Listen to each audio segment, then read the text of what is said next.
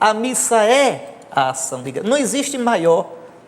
Todas as ações de graças, toda a nossa oração, toda a nossa vida vai para a Eucaristia e brota da Eucaristia. Então, um dia de ação de graças não é da nossa cultura, é da cultura anglo-saxônica, que é protestante. A tradição protestante não tem muito esse conceito. Dia, né? Então, não está na liturgia nossa, né? Beleza. Outra coisa que eu queria aproveitar esse primeiro bloco, né? A missa de hoje traz uma coisa interessante, que sempre me chamou muito a atenção. Eu queria que o senhor dissesse uma palavrinha sobre isso. O evangelho de hoje, Jesus chega em Jerusalém, ele vai ser crucificado, né? E ele chora sobre Jerusalém. É bonito aquele lugar dali, onde a gente enxerga Jerusalém descendo ali de... porque Jerusalém fica no Monte Moriá, quer dizer, o templo fica no Monte Moriá, Monte Sião, a gente desce, tem um vale... O Vale do Cedron. O Vale do Cedron, um riachinho, a torrente do Cedron, e sobe, tem o Monte das Oliveiras. Aqui atrás estão Betânia, Betfagé, aqui está o Horto das Oliveiras, onde Jesus ficou, e daqui ele vê Jerusalém e chora. Inclusive colocaram uma igreja bonita ali, Dominus Flevit, né? As lágrimas do Senhor. Eu acho impressionante, Jesus chora sobre Jerusalém. O Evangelho diz que ele chorou também sobre o túmulo de Lázaro, né? Certamente ele chorou outras vezes também, mas essas duas vezes ele manifestou, os apóstolos perceberam e escreveram. Jesus chorou muito. Chorou muito?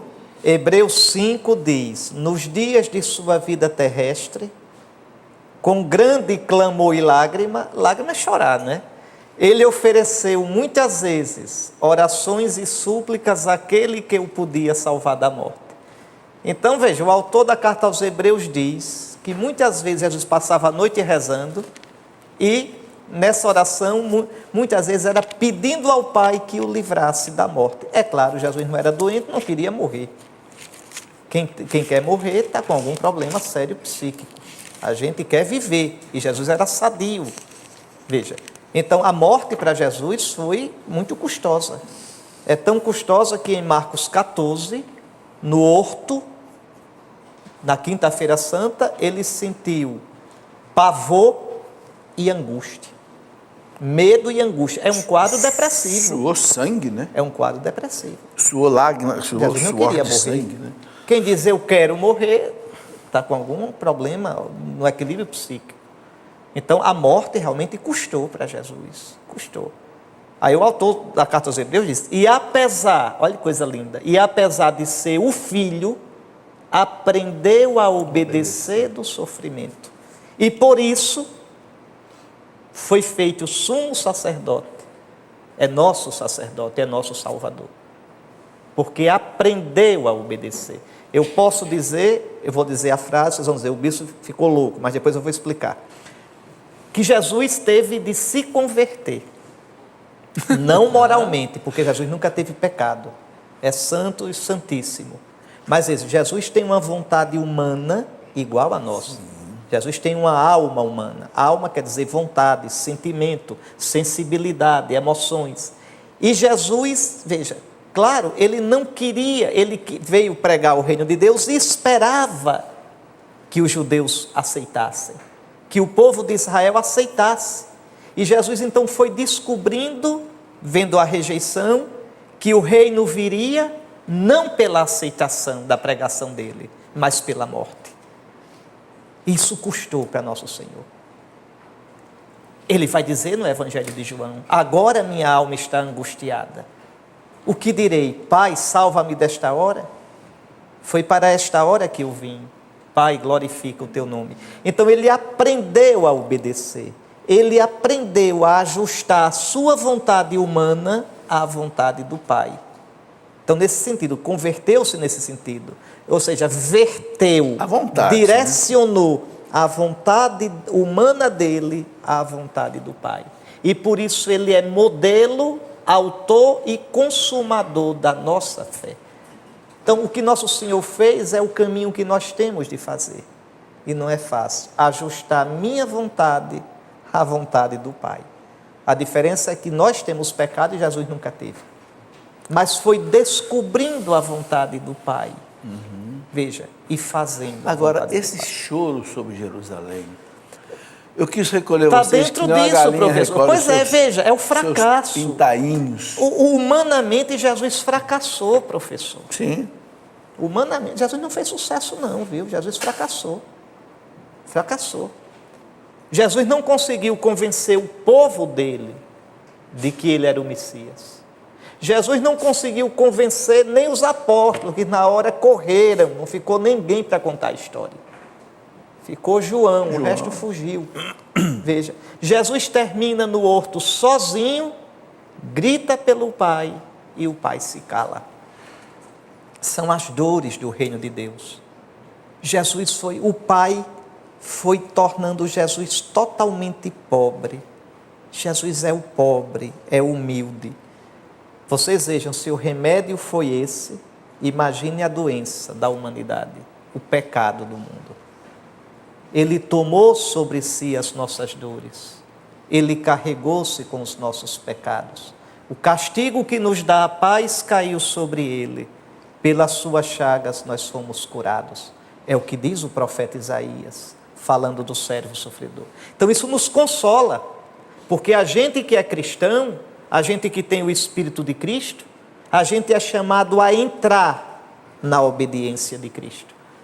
Cristo por nós se fez obediente até a morte de cruz. A paixão não foi um passeio, não foi um faz de conta, não foi uma brincadeira.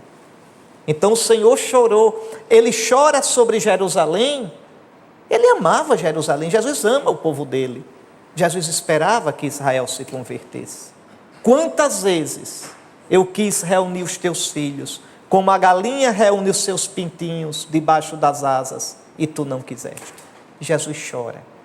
Agora, Jesus chora. o Evangelho fala uma frase hoje, marcando: não reconhecestes o dia Em que foste visitada. Deus visita a gente de dois modos: ou para consolar, ou para castigar. Agora isso é para a gente também. Também, né? Na Sagrada Escritura, a visita de Deus: prepara-te, Israel, para o encontro com o teu Deus. Isso pode significar salvação ou condenação. Castigo. Então a queixa de Jesus: tu não reconheceste o dia em que, através de mim, em mim, Deus te visitou. E as consequências vêm. Fechar-se para Deus deixa consequências na nossa vida. Deus é a vida, é o vivente, é o sentido da nossa vida. Fechar-se para Ele é perder o rumo da vida, é perder o sentido da vida. Então isso não é brincadeira. Vocês querem um exemplo disso?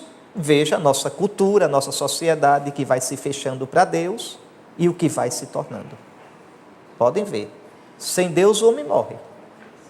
Sem Deus o homem perde o rumo. Sem Deus o homem acha que vale menos do que um mico-leão dourado, do que um jacaré.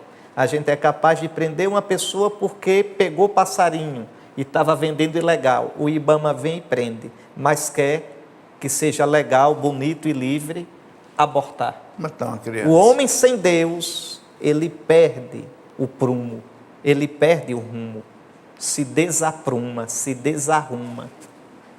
Então Jesus chora, e chora de verdade, porque ele não esperava aquilo de Jerusalém, não esperava.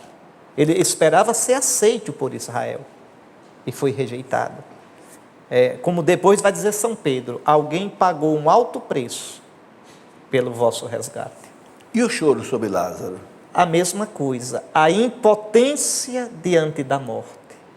O homem não foi criado para a morte, Deus nos criou para a vida. Ele deixou o amigo morrer, né? A morte é uma ferida.